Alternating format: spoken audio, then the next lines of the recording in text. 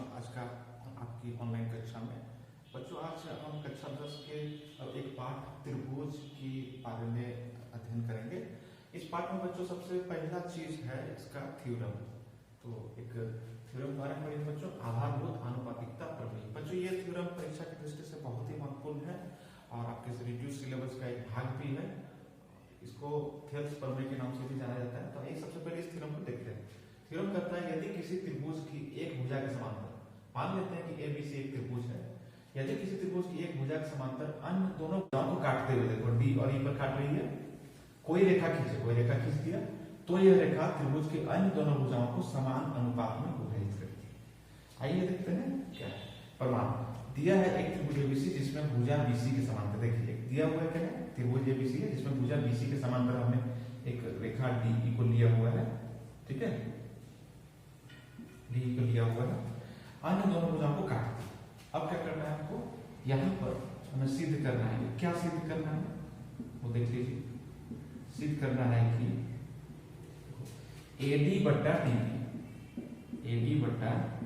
DB बराबर हो जाएगा AE बट्टा EC के, ठीक है बच्चों, सिद्ध करना है। अब हमको क्या करना है, क्या रचना करेंगे, कुछ रचना करेंगे। तो बस को हल करने के लिए क्या करेंगे बच्चों, यहां से एक लंब खींच देते हैं DM और यहां से भी एक इस रेखा AC पर AB पर लंब खींच देते हैं और BC को मिला देते हैं और B को क्या लिखेंगे बच्चों, EN परपेंडिकुलर टू AB तथा EN DM perpendicular to AC खींचा तथा D को DC तथा DE को मिला। आइए इसका प्रमाण देखते हैं। सबसे पहले त्रिभुज ABE का क्षेत्रफल लिखा है। त्रिभुज बराबर क्या होता है, त्रिभुज का क्षेत्रफल क्या होता है बच्चों, हाफ गुना आधा गुना ऊंचाई, यही होता है। इसका मतलब है इस त्रिभुज ADE में आधा का काम कौन कर रहा है, AD, और लंब का काम कौन करेगा, EN। तो लिख पाएंगे AD गुना EN, ठीक है। इसी तरह से त्रिभुज BDE का क्षेत्रफल लेंगे, त्रिभुज BDE का क्षेत्रफल बराबर हाफ गुना, इस त्रिभुज के लिए, त्रिभुज BDE के लिए, त्रिभुज BD के लिए आप देखेंगे कि EN ही आधार का, EN ही लंब का काम करेगा और आधार कौन सा है इस त्रिभुज DEB में, BD।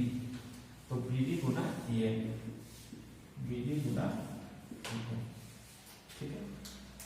अब क्या करना है बच्चों, ये दोनों हम लोग डिवाइड कर लेते हैं। एरिया ऑफ ट्रायंगल ADE बटा एरिया ऑफ ट्रायंगल BD, ये दोनों को डिवाइड करते कितना हो जाएगा, हाफ गुना AD गुना EN बटा हाफ गुना DB या BD लिखो, कोई फर्क नहीं पड़ता है। ये यहाँ से देखो हाफ और हाफ कैंसिल हो जाएगा, ये करके क्या आ जाएगा AD बटा DB, इसको हम लोग फर्स्ट मान लेते हैं, ठीक है बच्चों। इसी तरह से हम लोग फिर से क्या करेंगे, हम लोग त्रिभुज ADE का क्षेत्रफल फिर से निकाल लेते हैं। अब हम लेंगे ADE में हमने लंब लिया था EN को, अब हम लेंगे लंब DM को और आधार किसको मानेंगे, AE को। तो हो जाएगा हाफ गुना आधार कौन है, AE, और लंब क्या होगा, DM, ठीक है। इसी तरह से त्रिभुज BDE का क्षेत्रफल हम ले चुके हैं, उसको क्या लेंगे, EDC का क्षेत्रफल, EDC का क्षेत्रफल बराबर क्या हो जाएगा, हाफ गुना EDC के लिए आधार आधार का काम कौन करेगा? ईसी करेगा। और फिर लंब का काम कौन करेगा? डीए। क्या लिख सकते हैं? ईसी गुना डीए। अब ये दोनों को भी डिवाइड कर देना है हमको। डिवाइड कर दो। Area of triangle ADE divided by area of triangle ADC बराबर कितना हो जाएगा? हाफ गुना AE गुना DM बटा हाफ गुना EC गुना DM। DM और DM कट जाएगा, हाफ कट जाएगा, मेरे पास क्या आ जाएगा? AE बटा EC। ये समीकरण मेरा 2 हो गया। बच्चों यहाँ पर ध्यान देने वाला एक बात है कि हमने त्रिभुज ADE का क्षेत्रफल वहां पर लिया हुआ, यहाँ भी हमने AD का क्षेत्रफल लिया हुआ, दोनों में अंतर है। यहाँ अंतर को देखना है कि हाफ गुना, ऐसा अंतर क्यों है? क्योंकि त्रिभुज ADE में हमने इस लंब को लिया हुआ है, EN लंब को लिया हुआ है, तो इस तरह से उसका आधार AD होता है। फिर अगले प्रश्न में, इस प्रश्न में हम लोग AD का क्षेत्रफल हाफ, इसको अलग तरीके से लिया, इसको क्या किया हमने? आधार AE को माना है, उसमें परपेंडिकुलर यानी कि लंब PM को माना है। इसी वजह से इस तरह का बदलाव आया। तो हम लोग को 2 समीकरण मिलते हैं। अब चूंकि बच्चों ये त्रिभुज ADE दोनों में कॉमन है, समीकरण फर्स्ट में भी ADE और ये कॉमन है, तो हम लोग ऐसा कर सकते हैं कि त्रिभुज BDE को अगर हम लोग इक्वल कर दें तो हम लोग का राइट साइड भी इक्वल हो जाएगा। देखते हैं बच्चों, हम लोग एक थ्योरम है इस तरह का कि अगर एक ही आधार और एक ही समांतर रेखाओं के बीच में 2 त्रिभुज बनते हैं तो दोनों त्रिभुजों का क्षेत्रफल बराबर होता है। तो इस तरह से यहाँ से हम लोग देख सकते हैं कि त्रिभुज BE इस तरह का एक त्रिभुज है हम लोग का, इस तरह का त्रिभुज बना हुआ है। इन 2 त्रिभुजों को देख सकते हैं, त्रिभुज DEC और त्रिभुज DEB को। तो इसमें से एक ही आधार इनका DE है और समांतर रेखाओं के बीच में बने हुए हैं, तो ऐसा होगा त्रिभुज BD तथा DEC एक ही आधार DE तथा दोनों समांतर रेखाओं BC तथा DE के बने त्रिभुज। अतः इन दोनों त्रिभुजों का क्षेत्रफल, ये त्रिभुज का क्षेत्रफल जो है ये वाला, और फिर ये त्रिभुज का क्षेत्रफल, दोनों का क्षेत्रफल क्या हो जाएगा? समान हो जाएगा। अतः त्रिभुज एरिया ऑफ ट्रायंगल BDE बराबर हो जाएगा एरिया का ट्रायंगल कितना का? DEC का। DEC का ये मेरा समीकरण 3। अब अगर ऐसा हो जाता है बच्चों तो यहाँ पर एरिया जो त्रिभुज BD का क्षेत्रफल है और त्रिभुज EDC का क्षेत्रफल है, ये दोनों समान हो जाएंगे। इसका मतलब है कि ये जो रेशियो है लेफ्ट साइड, जो दोनों समीकरण के बायां पक्ष है वो दोनों समान हो जाएंगे, और जब दोनों समीकरण समान हो जाएंगे बाएं पक्ष के तो दाहिना पक्ष भी बराबर हो जाएगा। अतः हम लोग ऐसा लिख सकते हैं, समीकरण 1, 2 तथा 3 से क्या हो जाएगा हमारे पास?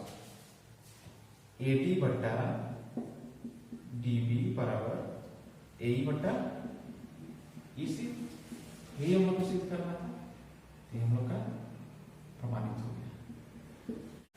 आइए बच्चों, अब आधारभूत आनुपातिकता थ्योरम के बाद हम लोग देखते हैं त्रिभुज के प्रश्नावली 6.1 के कुछ प्रश्नों को। इस तरह के बच्चों, इस तरह के खाली स्थान भरने वाले प्रश्न आपके 2021 की बोर्ड की परीक्षा में इन प्रश्नों की संख्या 10 रहेगी।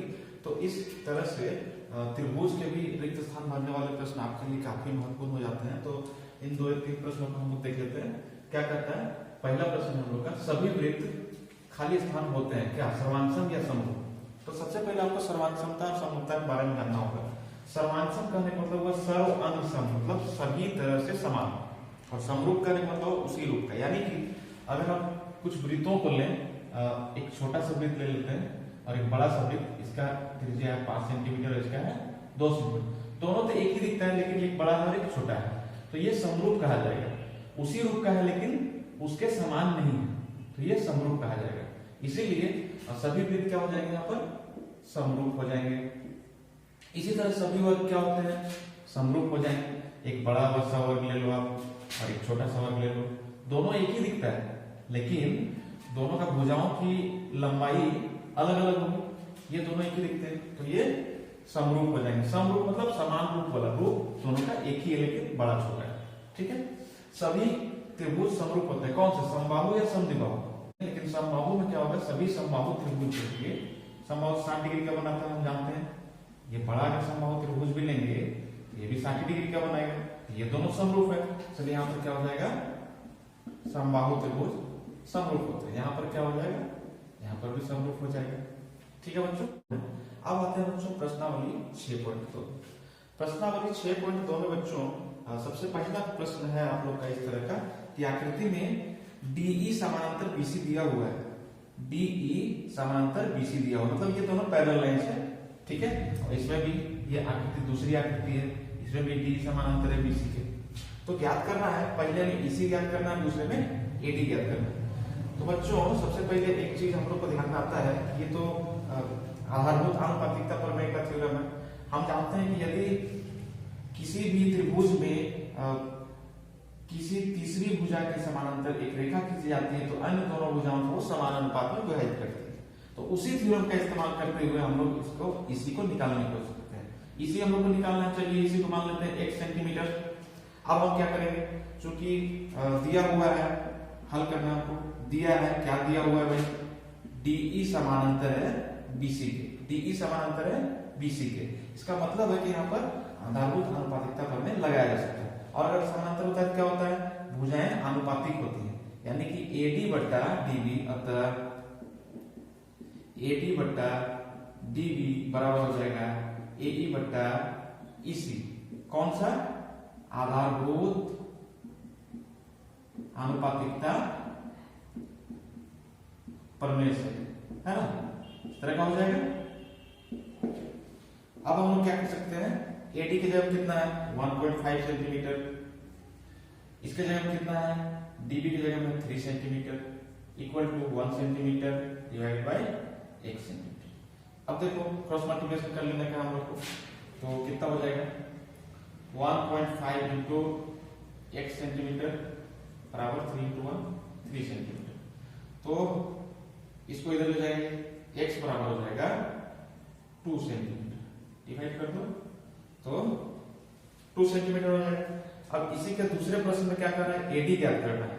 इसमें हम लोग को AD ज्ञात करना है, AD को भी हम मान लेते हैं 1 सेंटीमीटर। ठीक है, सेम इसी तरह का प्रोसेस अपनाना है।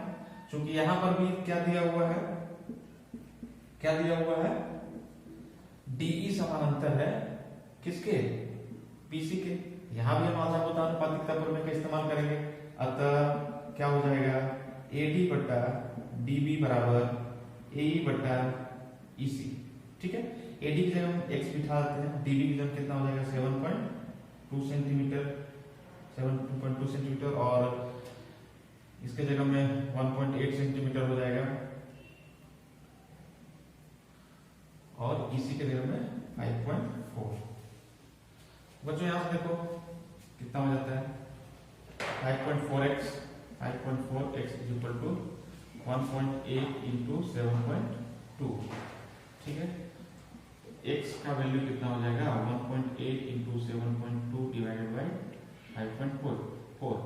तो 3 से कट जाएगा, कितना हो जाएगा 2.4 सेंटीमीटर। तो हम लोग का इस ये जो 1 सेंटीमीटर है AD की लंबाई जो है हो जाएगी 2.4 सेंटीमीटर।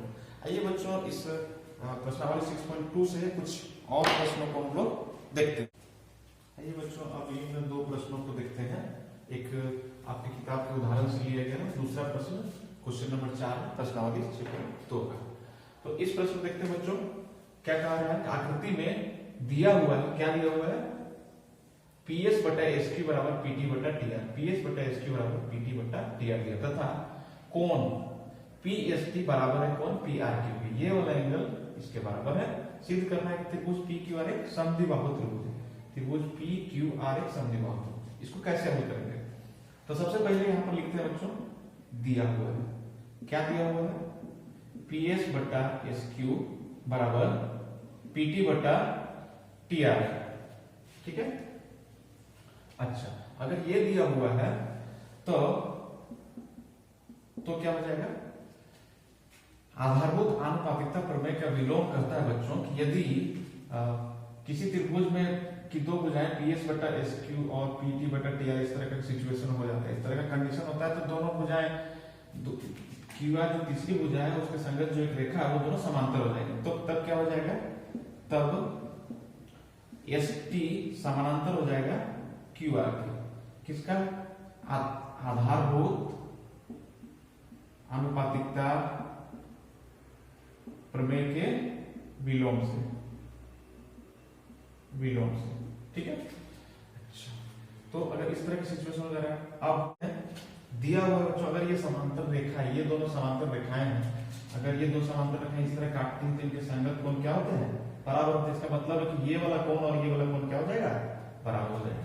तो लिखेंगे एंगल पी एस टी बराबर एंगल पी क्यू आर, ये संगत कोण है, इसको समीकरण 1 मान लेते हैं। दूसरा साथी एंगल पी एस टी क्या दिया हुआ है? एंगल पी एस टी बराबर एंगल पी आर, ये पहले से हम लोग का दिया, इसको 2 मानते हैं। बाएं साइड में देखो दोनों कोण एक ही है, दाहिने तरफ में भी इक्वल हो जाएगा। अगर बाएं साइड इक्वल है तो 1 तथा 2 से P Q R P R, ये वाला और ये वाला कोण समान हो जाएगा। बच्चों हम जानते हैं कि यदि किसी त्रिभुज में दो कोण समान होते हैं तो उनके सामने की भुजाएं क्या होती है? बराबर होती है। तो उस हिसाब से क्या हो जाएगा? पी क्यू बराबर हो जाएगा पी आर। अतः त्रिभुज पी क्यू आर एक समद्विबाहु त्रिभुज, समद्विबाहु त्रिभुज है। बच्चों अब अगले प्रश्न की तरफ आते हैं। इस आकृति में डीई समांतर एसी दिया हुआ है। डीई जो लिखा है वो एसी के समांतर है, साथ ही डीएफ समांतर है ए के, डीएफ समांतर है ए के। सिद्ध करना है कि डीएफ बटा एफ के बराबर बी बटा ईसी। आइए देखते हैं कैसे सिद्ध करेंगे। सबसे पहले क्या है? दिया हुआ है डीई समांतर एसी, डीई समांतर एसी दिया हुआ है। तो कौन सा त्रिभुज में आएंगे? त्रिभुज डीई समांतर त्रिभुज बीएसी में, ए बी त्रिभुज एबीसी में क्या दिया हुआ है? डीई समांतर एसी, ठीक है। डीई समांतर एसी दिया हुआ है, इसका मतलब है कि इस त्रिभुज एबीसी में इसको ऐसे बना के देखा जा सकता है ना, त्रिभुज बी, यहाँ पर ये हो जाएगा, यहाँ पर सी हो जाएगा, यहाँ पर डी, यहाँ पर ई, तो क्या हो जाएगा? बी ई बट्टा ई सी, बीई बट्टा ई सी बराबर क्या हो जाएगा? बीई बट्टा ई सी बराबर हो जाएगा बीडी बट्टा डीए। ये समीकरण फर्स्ट हुआ। फिर देखो आप दिया हुआ है डीएफ समांतर ए, त्रिभुज डीएफ समांतर ए, डीएफ समांतर है ए, कौन सा त्रिभुज में आएगा? ये बी ए ई में, त्रिभुज बी ए ई में क्या दिया हुआ है? डीएफ समांतर ए ई। तो यहां पर क्या हो जाएगा? ये भी आधारभूत आनुपातिकता प्रमेय से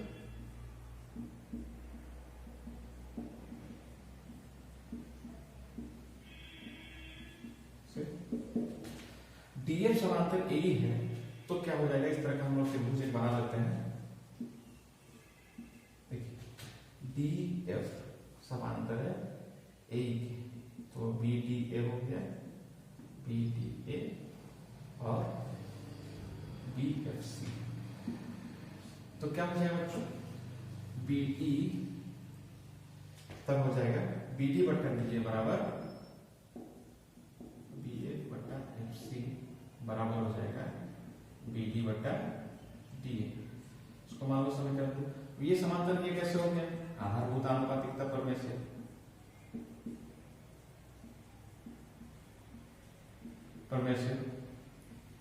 समीकरण को देखने पर हम क्या पाते हैं कि दोनों का राइट साइड इक्वल है। राइट साइड इक्वल है तो क्या हो जाएगा? लेफ्ट साइड भी इक्वल हो जाएगा। इसका मतलब है that is therefore B F बट्टा एफ ई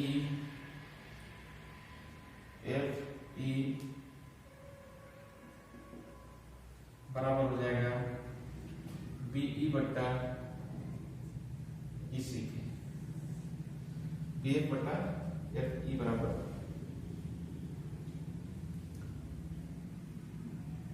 एफ ई बराबर परमाणु। इस तरह से बच्चों आप प्रश्नों को हल कर सकते हैं और इस तरह के प्रश्न बहुत ही महत्वपूर्ण है। आपको त्रिभुज से इस तरह के प्रश्न परीक्षा में पूछे जा सकते हैं। आज की कक्षा बस इतने ही बच्चों।